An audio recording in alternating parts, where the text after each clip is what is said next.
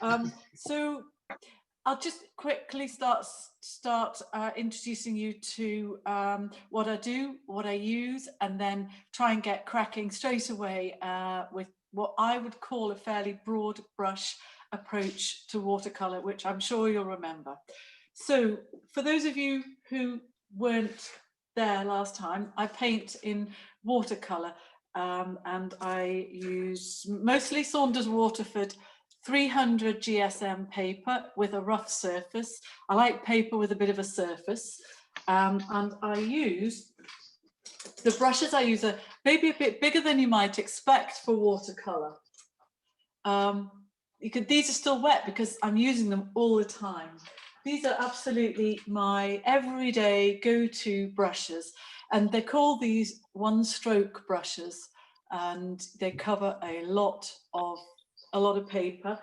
But I do have some smaller brushes for doing a bit of detail as well. So I'll put them down. And water. You don't have to have pint glasses, but I like a pint glass. And look, just to prove, look, I don't know how long I've had this one. Look, there's the Guinness harp. I've got a styrofoam one, different beer one. Yeah, mine's a Foster's. Foster's. It doesn't matter what sort of beer. And then the paint I use, I have recently started using a different type of paint, and it's made by a company called AJ Ludlow. Now then, where are we? That's AJ Ludlow, and they make these little pots here, and they also sell them in little jars. And I think these are only available online, but they're very like normal watercolor paint, which I use, which is Winsor and Newton artist quality watercolor. I'm just going to move so I can see a few more of you. But for me, the more intense the pigment content, the better. So, and then what I do is I tend to put a little bit of each color into something like this, or maybe like this. This is one I'm actually, it's all quite runny because I'm using it at the moment.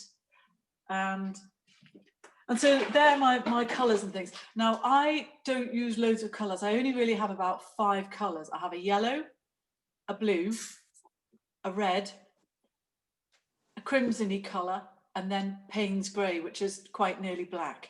You really don't need hordes and hordes of colours. You just need 5 or 6 good ones.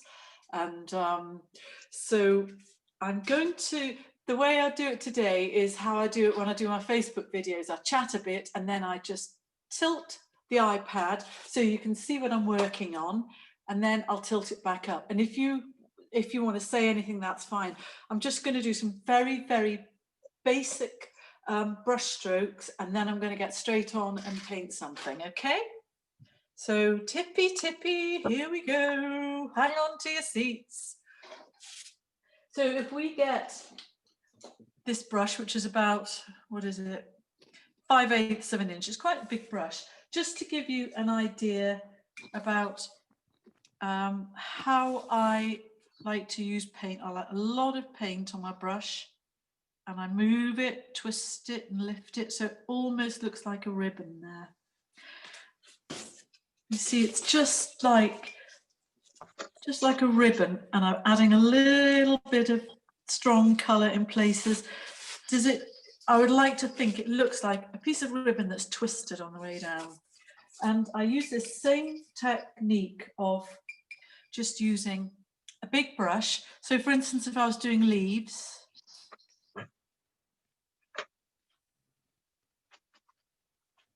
and the place is covered with leaves all coming off the trees at the moment. So I'm just pressing to get the fat part. So I'd like to think that looked like, 3 leaves just hanging down off a tree. Other types of leaves, if I was painting, say, a daffodil or a tulip, where the leaves of, sorry, I'm just getting a bit of colour out of here and then mixing it with that one that you can see here where my thumb is. They're a bit more like this.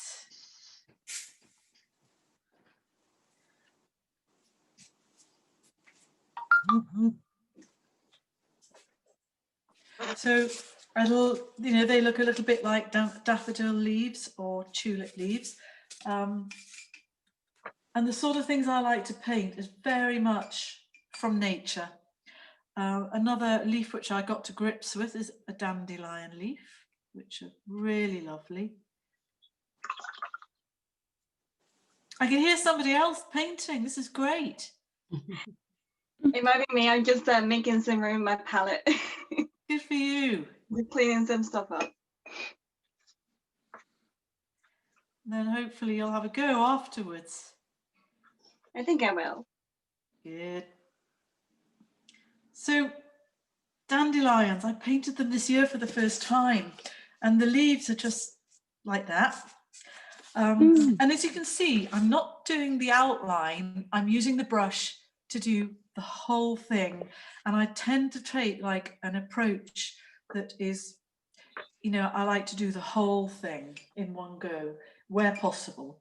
So again, if there's a leaf kind of hanging over, it'd be maybe a bit like that. Or then falling leaves or ivy. This sort of thing. And then let's just say I was, I'm just going to mix up some strong red here. If I was to paint something like a tulip. Oh, John. Where would I put it? Doesn't really matter. I'm just using the paper.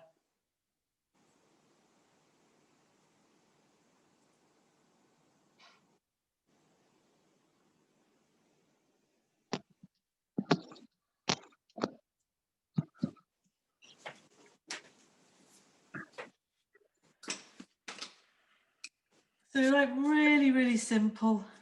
There'd be the stalk. And it's a sort of thing, it's a little bit like, not just like a simple design, but you've got, you know, 3 of the petals and the cup shape of the tulip. So that's like how I like to use watercolour. So as big a brush as I can possibly get away with. Now, I'm going to do something, I paint a lot of, I'll just tip you up so we can have a little tiny chat. So I paint like lots of birds and you know, sheep and wildlife, and I'm very much draw my inspiration from the things I see around me. I'll just quickly show you a few. This isn't me showing off, although it is me showing off. Here are there's a few paintings just that I've just finished. So, for instance, this this painting here, right? These chickens are called Light Sussex, and we've got 3 of these here at home. And the thing that is lovely is like that white and the black and the red, and it's very, very, very simple to do. So I'm going to start on this piece of paper here. I'm going to start one of those chickens, and the thing that makes watercolor so different to any other medium is, and I'm sure you remember, the white parts are not painted on, they're left behind. So I'll just tip up and we'll have a little go. Now, to do a Light Sussex chicken on here, I'm going to need a fairly big brush. And I'm just going to, do you see on my drawing board here, there are little bits of colour all over, because this is like, it's a plasticky thing. And I often just pick up a bit of colour from my drawing board like that. So that's what I'm doing, just picking up a little bit of pale, pale colour so that I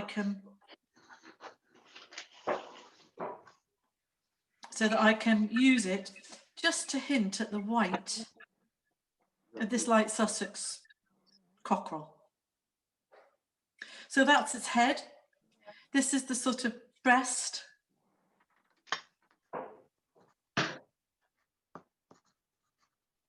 That's its thigh. And this is the wing that's tucked in. And this is like the tail feathers starting here. And then there's the sort of fluffy bottom bit.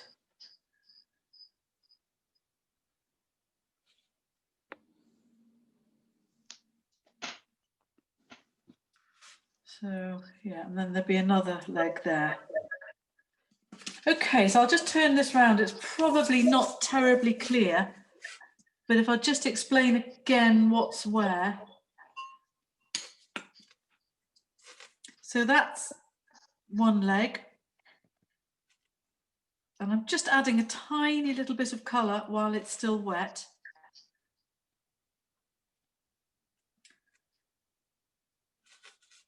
So this is with the head, one leg here, one leg here. And what hopefully by the end of this session together, this will have dried and I can put the next bits on that'll make it clearer. I'm going to get a smaller brush now to do the comb part on it. I'm just going to go straight into the red paint there. Can you see? Yeah, I think you can. Oh no, I'll move over a bit. There, that's better. If you want to ask anything or say anything, please do. I don't remember you being very shy the last time we met, so. I'm just going to pick a bit of red off there. So I hope you can see. And it's quite bold, but once you get to grips with what the brush will do for you, then it's less fiddly. Okay, a little bit more paint.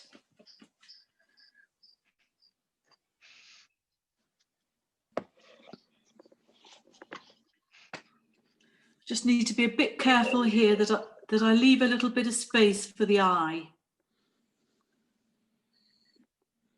Do you work from reference photos or just from I do have reference photos, but for something like this, I don't really need anything because I really understand this subject.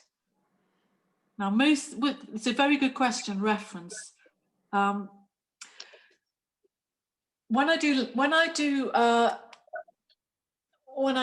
like flower paintings, I'm just trying to see if I've got something handy that I could.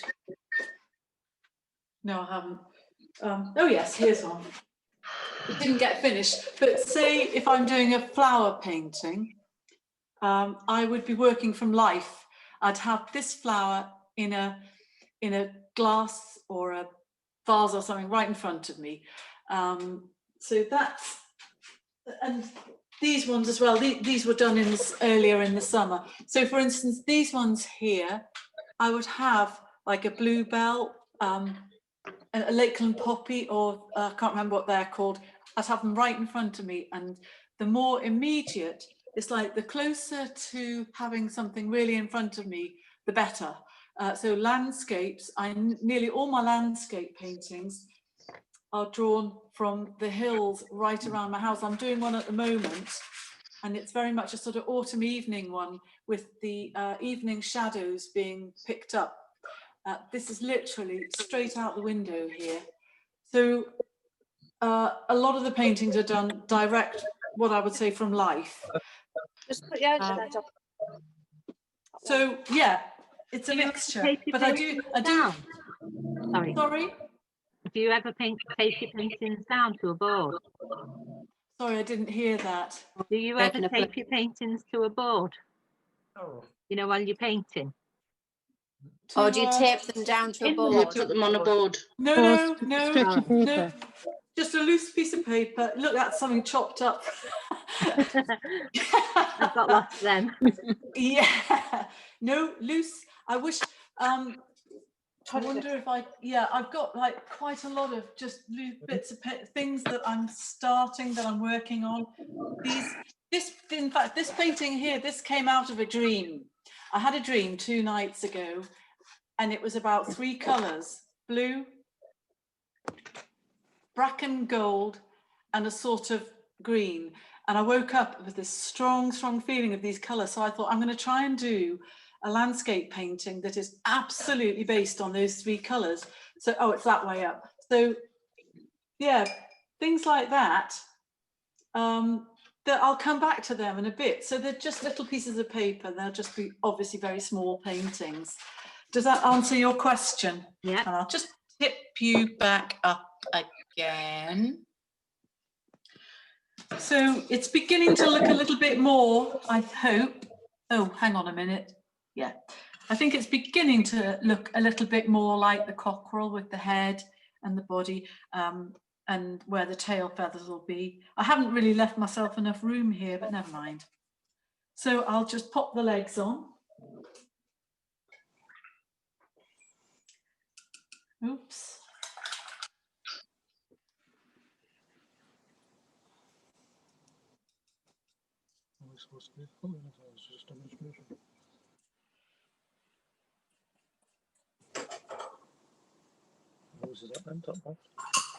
I was John's iPad. Oh yeah.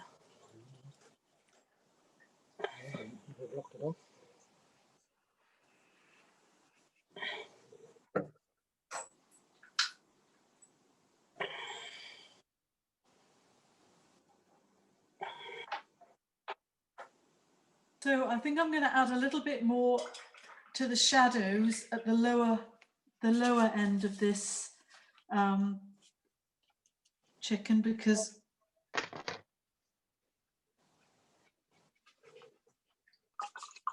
the problem with watercolour, and you have to remember, is that sometimes things look great when they're wet. And you have to remember that when they dry, they are things get paler.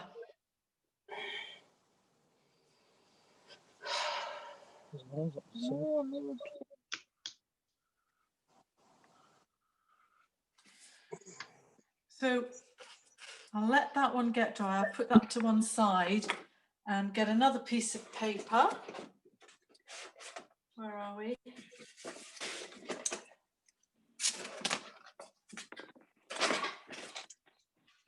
And I thought what I might do here is another subject I'm really, really fond of, and that is hares. And I have got, it's actually a sort of Christmas card here with a lying down hare. And I thought I'd just give you an idea about how I might approach something like that. So I'll just pop that there. And I'll mix up a sort of hare type of colour. And you can see I'm just doing it on my board. Can you see? Sorry.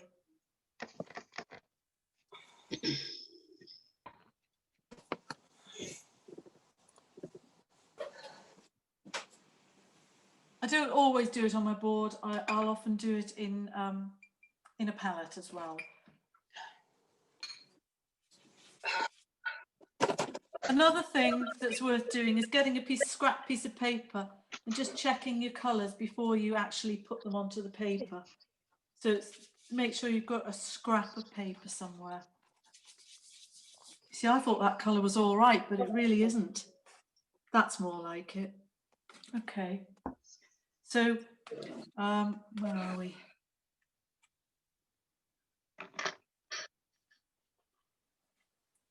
So, because I think that hares are often defined by their eye, they have quite a big eye.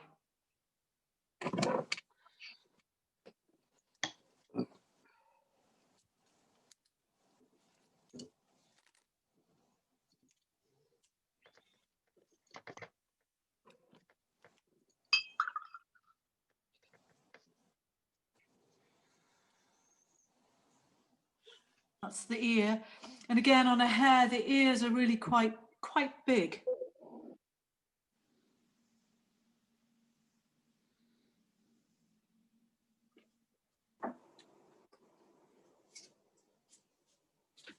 And that's the ear on the other side.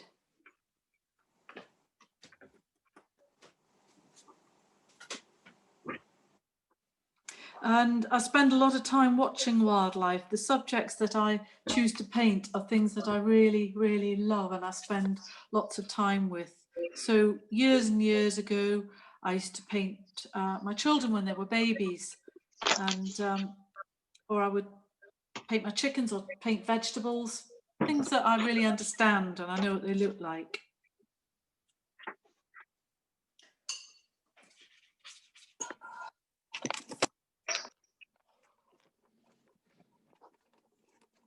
So that's the back, and that's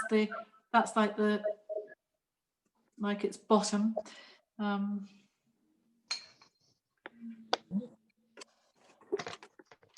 the hair lies they don't go down a rabbit like a burrow like a rabbit. They lie out in a bit of a scrape of earth called a form. And this one is just like doing that. It's just lying in a form with its legs just kind of out the front like that. Can you see what here? So is there anybody who enjoys painting animals and wildlife at all among you? Yes. Yeah. I like painting birds a lot. Oh yeah. I painted So some. are you a bird watcher? Do you get out and about looking at birds and with out and Not particularly, like just a bit of an obsession that I have. Okay, Really this is love them, but good. I painted some flowers as well, so. I beg your pardon, sorry? I paint Flowers. Yeah, flowers and leaves sometimes as well. Yeah. Right, so I've just got a slightly bigger brush now. I'm gonna just start adding a bit of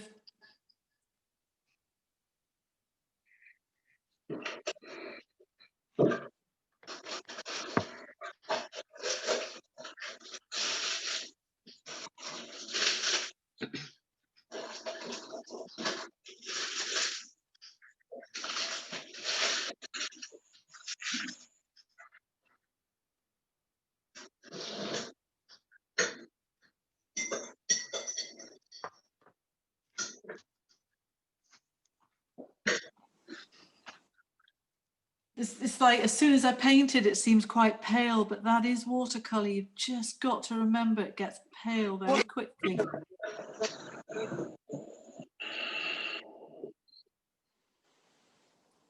So, is that Laura? Are you painting at the moment, Laura? I'm trying to. I'm not sure if I'm doing it very well, but Wow, that's very clever. Marianne, I'm Yes. Gloria. And Hello, Gloria. How are you? Hi, I'm fine. Why I came on today, for a lot of years I worked in an art gallery and Did you? in Newcastle, and there was a shop in the Metro Centre, and I used to sell your works. Did you really? Loved when they came in. You know, the one with the fighting hairs where they're Yes. having Yes. fisticuffs. I remember that one, and your cockerels and everything. I just really, and I'm just fascinated to know how you do it, and I'm watching you do it today. So Gloria, what was the name of the shop? One was called the Lindisfarne Room. That was in the Metro Centre. Yeah. And the other one was Monument. Oh, what was it? Monument Mall Gallery. Oh yes, yes. But I don't know if you knew my boss. I'm retired now, but Frank Slateholm. What was the name? Sorry. Frank Slateholm. Does he ring a bell? The name doesn't ring a bell. No. Can I just turn this round just while that's beginning to make a bit more sense, I hope, like a hairline down. Yeah. And something that's quite nice to do. I don't always do backgrounds, but it might be quite nice to start doing a background here while it's drying. So I'm just mixing up a sort of grass type colour here.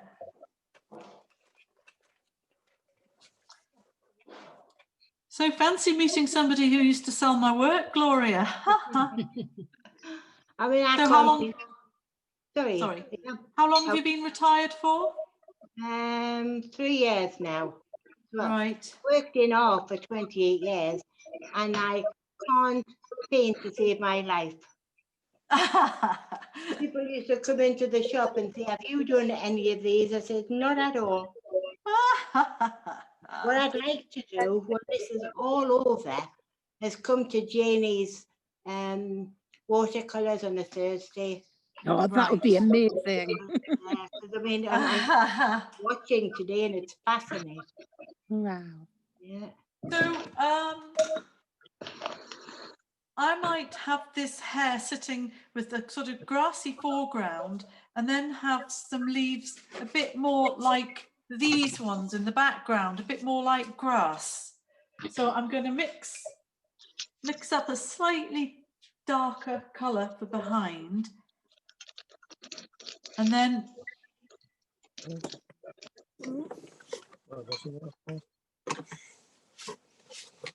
this gives you it's like an example of how to make those leaf shapes just using one brush and one stroke.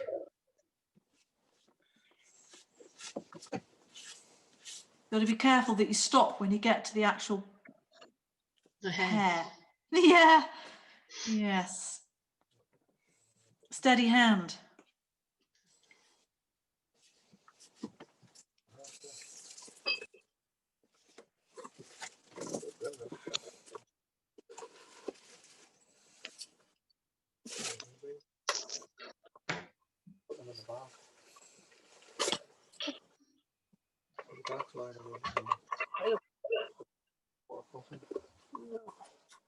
So here, I'm imagining that this leaf starts here and then comes through and underneath there.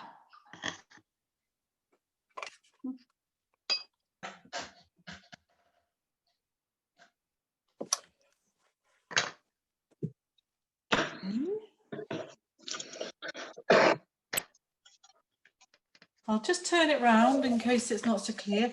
So it's beginning to come together, I think. Might just tip it a tiny little bit more there. So it's beginning to look like a hair that's, you know, sitting quietly in the grass with sort of leaves in the background. Now,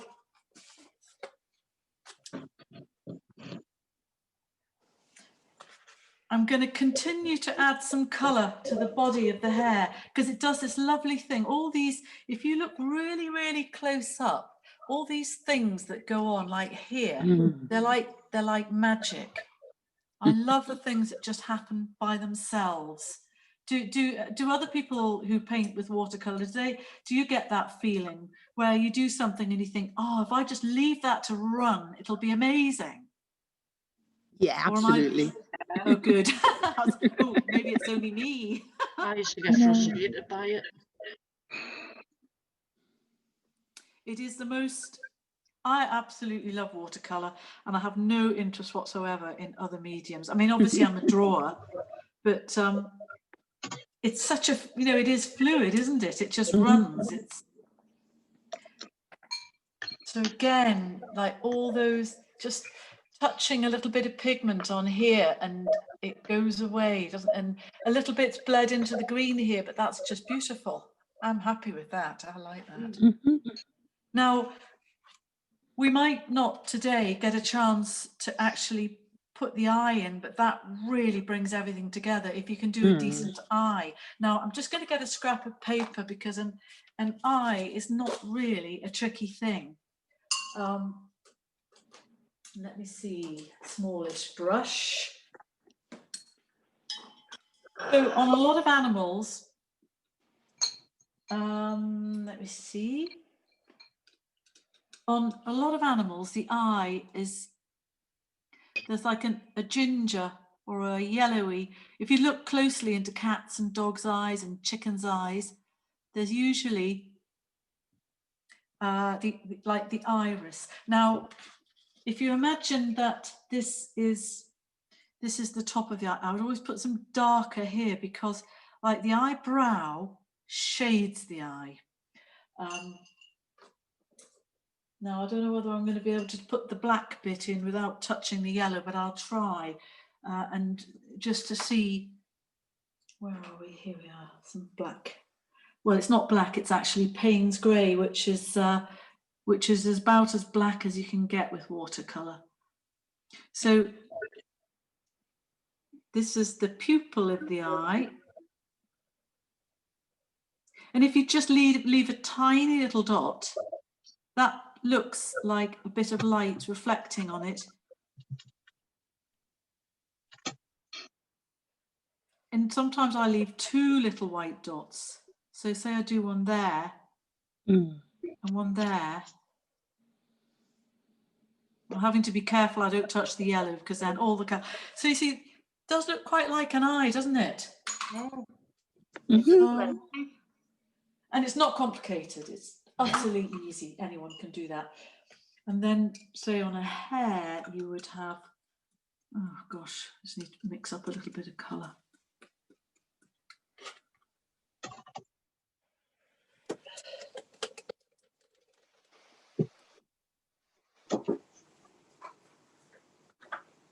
So it doesn't really matter what animal it is. That looks quite like an eye. It's not Looks too real, bad. doesn't it? Yeah. Thank you. So on the painting, which I did do of the hair ages ago, I hope you can see that without the shine, but it's quite a big pupil and just a small bit of iris and then a black line round the edge. Yeah. It's not complicated at all, but it really looks like an eye. So you can certainly have a go at doing something like that. Right, now then, let's just come back to this.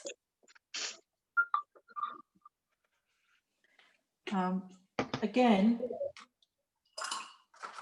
it's got a bit pale, hasn't it? Just get some.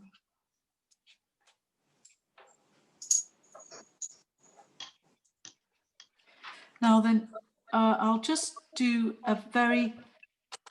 I ruin all my clothes when I'm painting.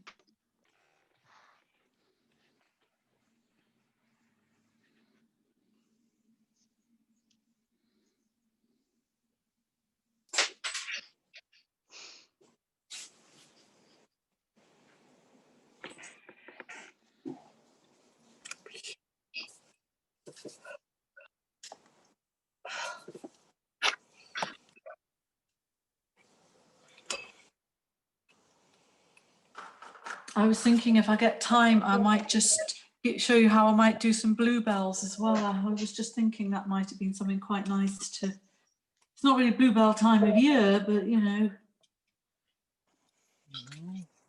So have you all been doing lots of creative stuff during this horrible time of COVID and lockdown and everything? Yep, some of it have been doing a pottery online. It's been good. How do you do pottery online? Ask Carol. But you just pretend, or do you do A little real bit of a pottery? spectator sport. Sometimes it's a spectator, sometimes we're all involved. Yeah, All that's right. true. I mean, sometimes we all make the same things or have a theme. Sometimes people just work on what they're doing. And other times, You actually make something then in your own homes? Yep. Yeah. Did some pumpkins the other week. Oh, that's a good idea. So do you use your cookers or your ovens to? No. Carol fired mine for us. yeah, Oh, a I couple of see. people have got microwave kilns though, and Talia's got a little one in her that she put in the kitchen. But yeah, we've used the time really as well to expand our knowledge on techniques and materials and possibility in design process, that sort of thing. Right. We've So been playing with FIMO as well, haven't we? Oh, FIMO, Yeah. yes. I used to get that for my kids. It wasn't around when I was little. Yeah, Do you good know? stuff. Yeah. I remember when I was quite small, we had there was a house being built in the street where I lived, and my mother got a bucket when they were doing the foundations and discovered that there was really nice clay. And she got a bucket full of the clay, and we made our nativity scene, which was still got, can you believe? That's fab. Out of the clay that she got out of the ground. Annabelle, who does the class on a Thursday, she went up to Kielder and found some clay. Never. It's nearly all feet up at Kielder. Just to show, like the black bits just really sort of make it look like what these light Sussex should look like. I've made this area all far too big, so there's not enough room here for the tail, but I'll try and give you an idea.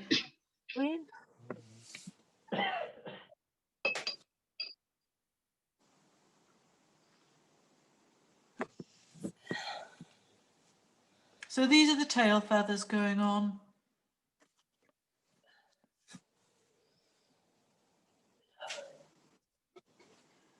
But I really need another piece of paper here because, as usual, I've made a bit of a balls up.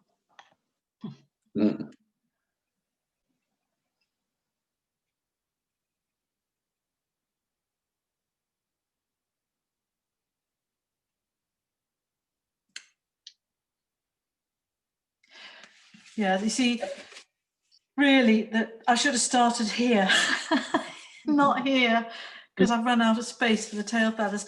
But that doesn't really matter because it's just giving you an idea of how I might approach a subject like this.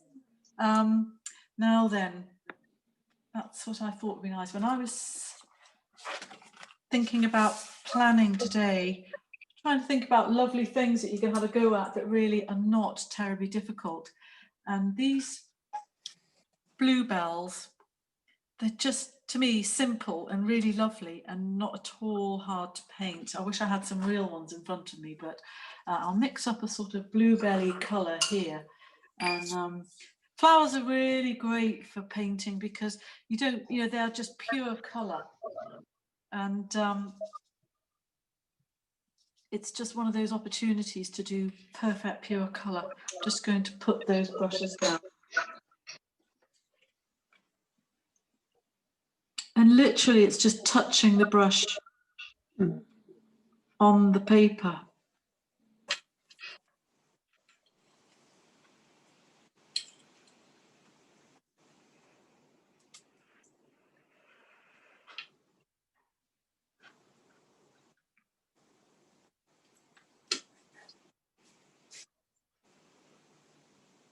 And turn the brush on its side to do the slightly more detailed bit on the edge.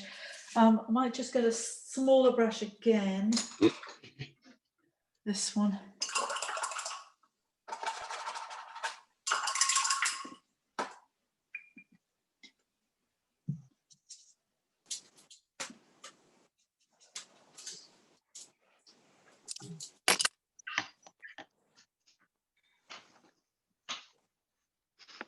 And while it's still wet, I do like to add a bit of like quite intense colour and just let it bleed.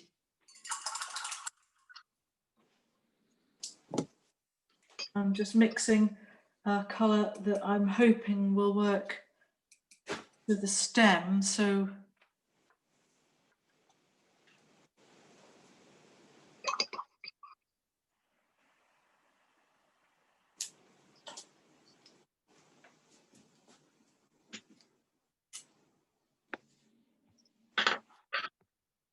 very, very simple but effective, I think. Beautiful. Yeah, lovely. And then we can use that lovely technique that I was showing you at the start, where you know, bluebell leaves. Just one stroke.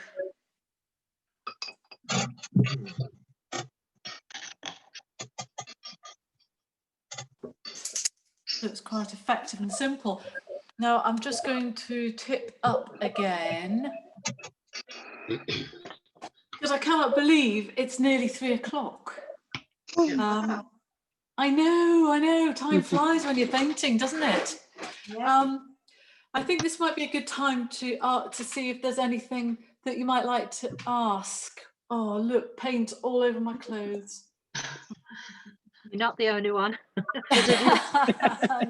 So did you say you've got a Facebook page? Yeah. I do, yes. It's just my name. I've also do Instagram as well. Yeah, Marianne Rogers. Yeah. Marianne Rogers. Yeah.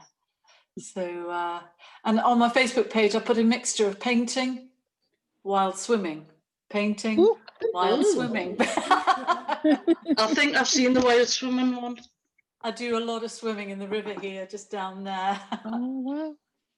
Yes, right through the Braver than winter. I am. But it'll be bigger.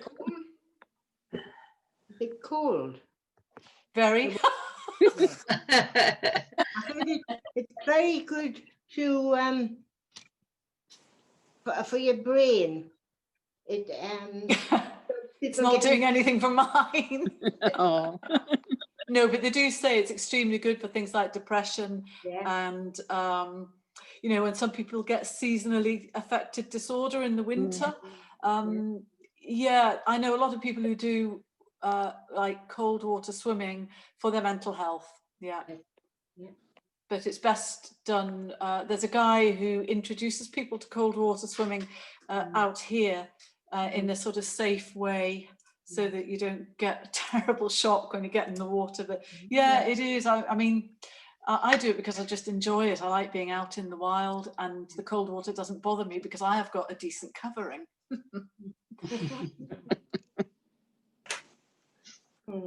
How often do you do that? About 2 or 3 times a week. Really? Yeah. Yeah. So going back to the painting, is there anything that that you might like to ask about, or tell us about what you're doing in your work? I'd love to see what you're doing, Laura. I don't know if I want to show it. Everybody else look away, just let me see. I'll show you the hair. I tried to do some cubes. I wasn't sure about them, but I'm doing the hair. It's Oh still my just- Oh, goodness. that's brilliant. And I That's can't believe you class. did it so quickly as well. That's the quickest I've ever painted anything in my life. Oh, well done. That's I'm usually, brilliant. I'm usually very slow when it comes to painting, so that's a really good way for me to get my painting a little bit slow. Yeah. It's quite a good exercise to do things quickly as well. Yeah. I think. If you see something.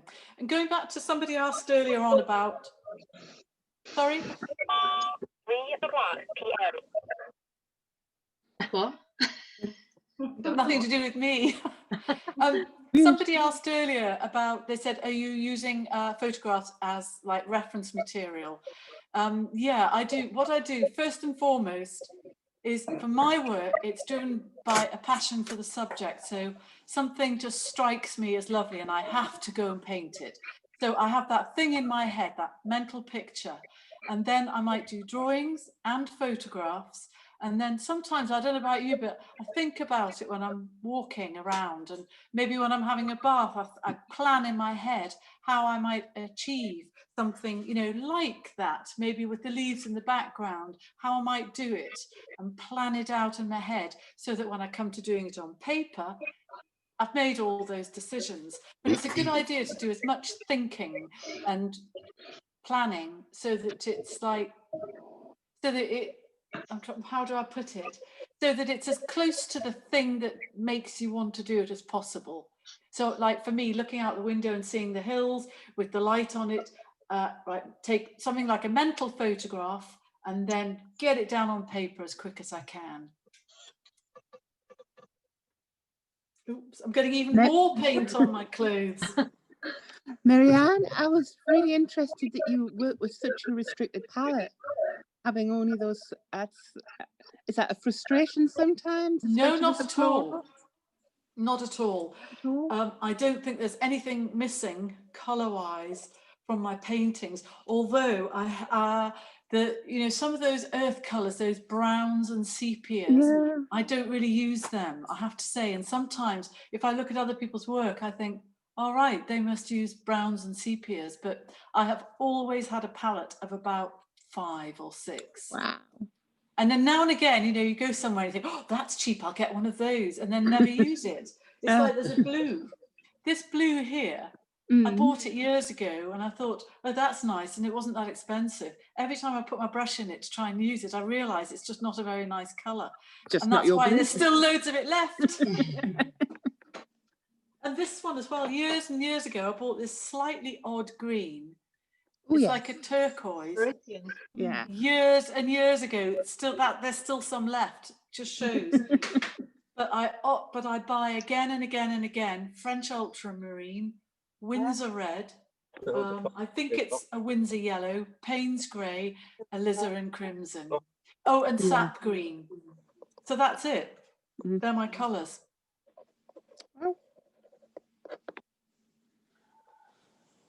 I like your masks. Oh, thank you. Where is They're it? fab. They're fab. They came out of a mistake. They're fab. They were supposed to be a handkerchief, but the factory forgot to put my logo on. Ah, So I said, no, you have to do them again. And they were all going to go in the bin, and I thought about it, and I had a look at some masks online, and they did a bit of fiddling, and I said, look, do you think you might be able to repurpose those hankies? And so that is how they came about. Wow. so have you got those ones up for sale? Yeah, they're on my website. They're 8 Right. quid. Yeah. Right. I've sent a friend's request on your Facebook page. Right. I shall accept it. Yeah. So I think probably I've just heard that my husband's just come back in, and I haven't seen him since this morning, and I've got some stuff I have to tell him as well. So I probably should wrap up this part of today's session. Is that all right? Yep. Yeah, No, that was thank you brilliant. so Thank you. much. Thank you very No, much. You're I really, really really enjoyed welcome. that. Where's your leader? Carol. Oh, hi. Here, today's leader is my internet gone? Am I there? You're there. Yep. So, but yeah, that's been really brilliant, very informative, and giving us a lot to think about. I'm sure you probably see a lot of attempts coming up on our website and Instagram very soon. I need to follow you on Instagram. Is it just at Chilli? Chilli Is it Studios. Chilli Studios. Yeah. I'll do. Oh, look, there's my phone case. There's the flowers. Wow. See, they're the Wow. bluebells. Yeah. Yeah. Very, very simple. Fabulous. You're good at right. marketing your stuff, aren't you? Got to make Yeah. a living. I've got one of your pillows somewhere. You are You're your own kidding. brand. Oh, thank you. Thank you very Right. much. Oh, no, you're welcome. It's lovely to Bye. see you all again. Maybe when this is all over, maybe you might invite me back down to the studios and could do Yes. something, That'd be great. if you Yeah, like. sure, that'd be lovely. Yeah. Yeah, let's put a time. Let's do it in the summer. Yeah. Yeah. Well, anytime. It'd be nice to get out. I know. We could do it in the middle of a field. Yeah. Yeah, that's why I'm saying summer, just in case. Yeah. Oh, you don't think it's still going to be doing this next summer, do you? Yeah. Not. Who knows? I hope not. Right. Thank you very much. Marianne. You're welcome. Yeah, Lovely really, to see you really all. a pleasure. Thank you so Thank much. you. Thank you.